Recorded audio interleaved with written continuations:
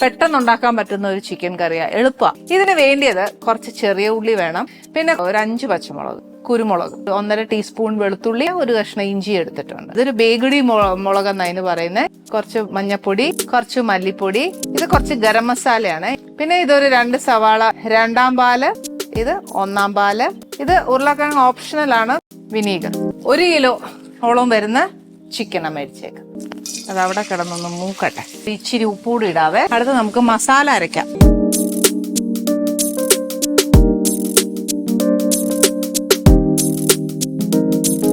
ഇനി അരച്ചു വെച്ചേക്കുന്ന അരപ്പ് ഇതിനകത്തോട്ട് ഇടുക. മഞ്ഞപ്പൊടി ഒരു 1/2 ടീസ്പൂൺ, മല്ലിപ്പൊടി ഒരു 1 ടീസ്പൂൺ, ഒരു ഇച്ചിരി വെള്ളം, ഉരുളക്കിഴങ്ങ് അങ്ങ് ഇടുക, കുറച്ച് കറിവേപ്പില, നമ്മുടെ ചിക്കൻ,